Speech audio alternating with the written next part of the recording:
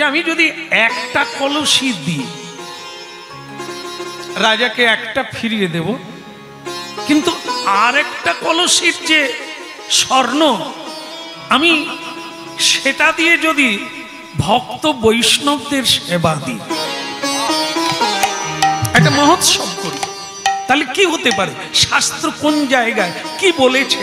আমি অপরাধী হব, পাপী হব, অন্যায় করব না ন্যায় করব?